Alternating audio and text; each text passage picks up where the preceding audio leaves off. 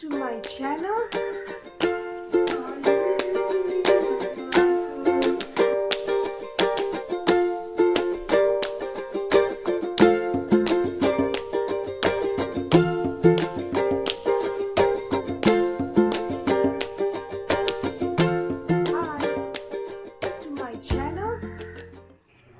চলে এসছে মা বাপি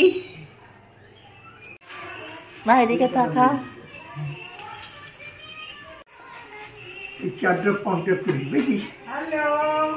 বাবা এখানে এসেই অমিতের একটু ঠান্ডা লেগেছে তাই জন্য ওর জন্য ওষুধ নিয়ে এসেছে এগুলো সব বের করে রেডি করছে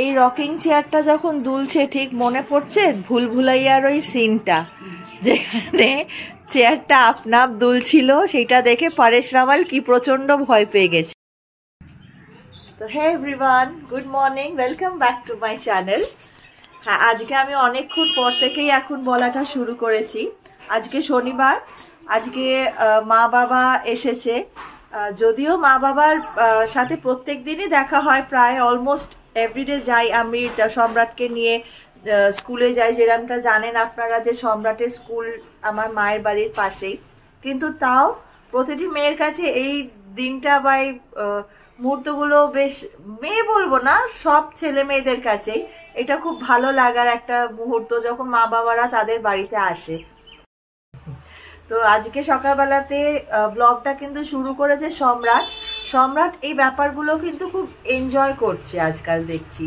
যে আমি যখন শুট করি তখন সম্রাট দেখেছি যে একটু এসে কথা বলার চেষ্টা করে আর আমারও এই জিনিসগুলো ওই জন্য খুব ভালো লাগে আগের দিনকে দেখলাম যে যেই ক্যামেরাটা অন করেছি সম্রাট সঙ্গে সঙ্গে ফোনটা ধরে বললো welcome back to my channel তো আজকে ওই জন্য সম্রাটকে বললাম যে তাহলে ব্লগটা আজকে তুই শুরু কর তো এই ছোট ছোট জিনিসগুলো কিন্তু খুব ভালো লাগে যে সম্রাটের এই একটা একটা করে যে ও স্টেপ এগোচ্ছে আমাদের কাছে এক একটা মাইলস্টোন এইগুলো মানে আমাদের মতন যারা স্পেশাল চাইল্ডের মা তারা হয়তো এই মুহূর্তগুলোকে খুব ফিল করবে বা খুব ভালো করে বুঝতে পারবে খুব ভাল লাগে এখন মা তো এসে আজকে সকাল থেকে অনেক কাজ করে নিয়েছে এসেই জামা কাপড় মানে যেরকম হয় মায়েরা যে এসেই দেখছে যে মেয়ের আজকে এত কাজ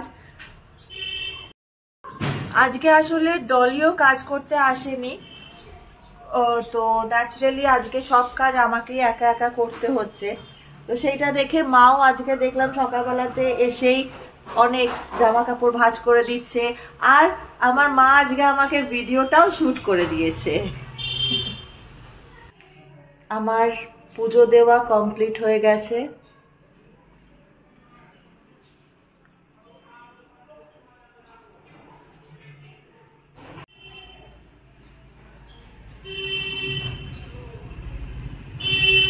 আমার ঠাকুর ঘরের বাইরেতে তো আমি এইরকম ভাবে এই আর্টিফিশিয়াল ফুল দিয়ে আর একটু এরম ভাবে সাজিয়েছিলাম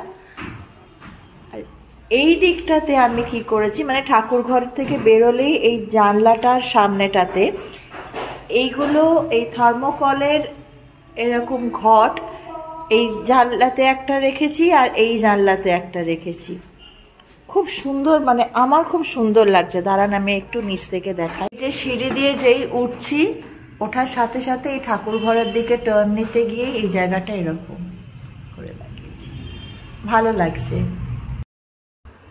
এরপরে আসছেন আমার সেকেন্ড ফ্লোরের আমি রুম ট্যুরটা দেব যদি আপনারা দেখতে চান তাহলে প্লিজ কমেন্ট করে জানাবেন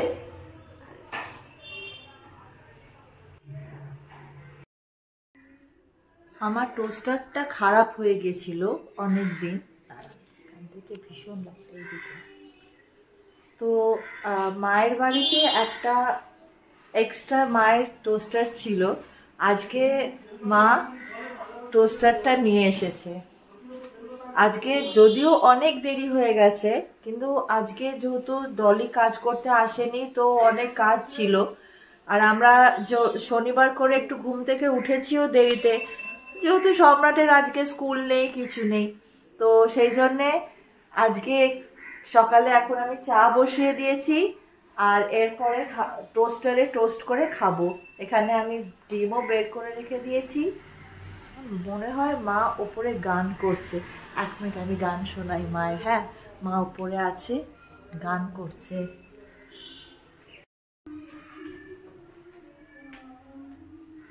শোনা যাচ্ছে?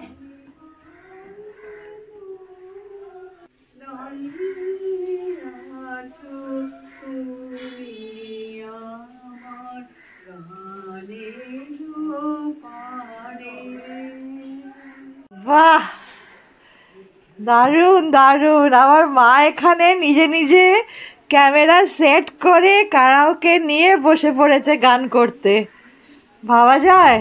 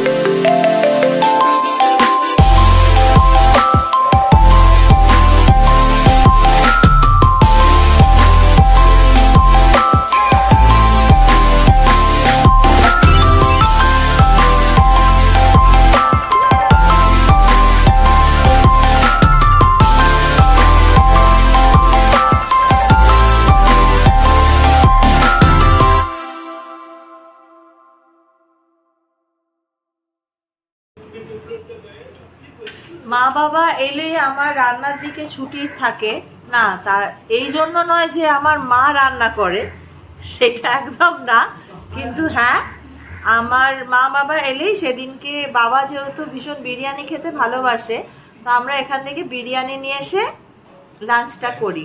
কিন্তু আজকে মা বলল যে মায়ের বিরিয়ানি খেতে ইচ্ছে করছে না, তো তাই আমি ভাবলাম লাঞ্চে আজকে বানাবো ডিম ভাপা। তো ডিমগুলো সেদ্ধ হয়ে গেছে, আর এবারে আমি মশলাটাও বানাবো। তো ভাবলাম ছোট্ট করে যদি পারি তাহলে রেসিপিটাও আপনাদের সাথে একবার শেয়ার করি, মানে এইখানে একবার শেয়ার করব। ডিসেম্বর মাসটা তুই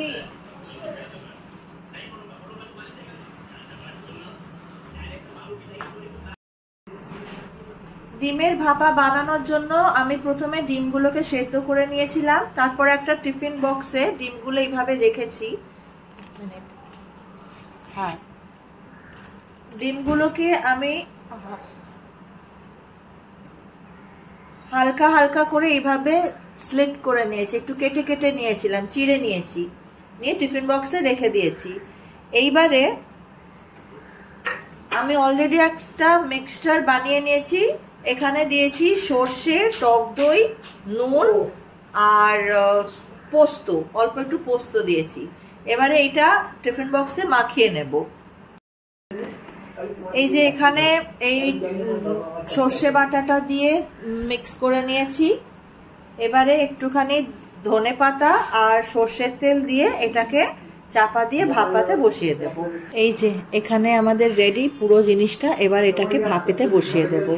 এখানে বসিয়ে দিয়েছি আমি ভাপা ডিম। কড়ার মধ্যে একটু জল দিয়ে আর একটা টিফিন বক্সের মধ্যে কভার করে বসিয়ে দিয়েছি। এবারে ওয়েট করতে হবে 10 মিনিট মতন। এখানে আমাদের ভাত হচ্ছে, এখানে এই কুকারে ছোট পুচকুদের জন্য চিকেন হচ্ছে।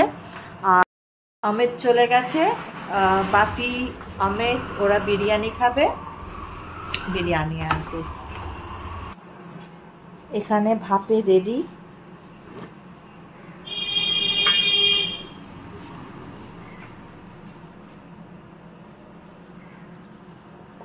এখানেও বিরিয়ানি চলে এসেছে। এবারে জাস্ট লাঞ্চের অপেক্ষা। একটা মজার কথা, ফটোগুলো আসে না তো। আমার মা আমাকে বলছিল যে আমার জন্য নাকি মা ভাপা করার জন্য একটা টিফিন কৌটো পাঠিয়েছে। সেটা কি দেখাচ্ছি। এই টিফিন কৌটোটাতে নাকি ভাপে করব। দেখুন, এই টিফিন বক্সে নাকি ভাপা বানাবো। কোথায় রাখবো? সব তো বেরিয়ে যাবে।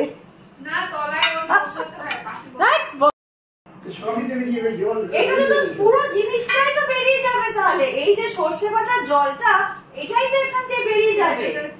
এটা হচ্ছে মোমো স্টিম করার জন্য।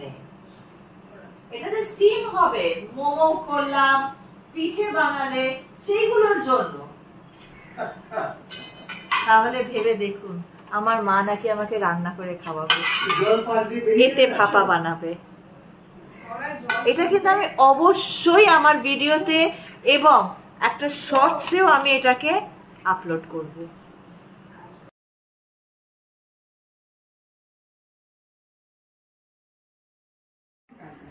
সম্রাট, কি খাচ্ছ? বিরিয়ানি। বিরিয়ানি টেস্টি। বাপি ঠিক আছে? অমিত এমন বলছি জানো, আমি বিরিয়ানি বানিয়েছি নিজে।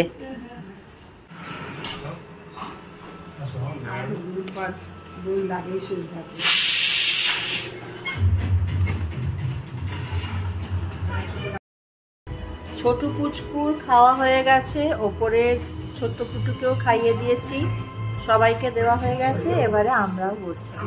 ওখানে আমের বাবা আর সম্রাট খাচ্ছে, আর এখানে এই তাতে আমি আর মা বসে পড়বো খেতে।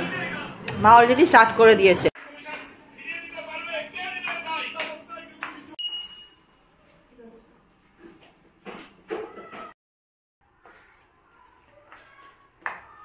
এখন মা বাপি আজ সারাদিন আজকে ছিল, কিভাবে পুরো দিনটা কেটে গেল বুঝতেই পারলাম না। এবারে ওরা চলে যাচ্ছে, তো আমরাও ভাবলাম তাহলে এখন বেরোই। আমরা যাচ্ছি মাদেরকে ভবানীপুরে ড্রপ। যা লাইটটা নিভিয়ে দিলে? না না ঠিক আছে। মাদেরকে ভবানীপুরে ড্রপ করে দিয়ে আমাদেরও একটু ঘোরা হয়ে যাবে, চলে আসবো বাড়িতে। আজকে প্ল্যানিং ছিল অনেক কিছু, ভেবেছিলাম মা বাবাদেরকে নিয়ে একটু বেরোবো, পাটুলির ওইদিকে যাব, কিন্তু ও যেতে চাইলো না কোথাও।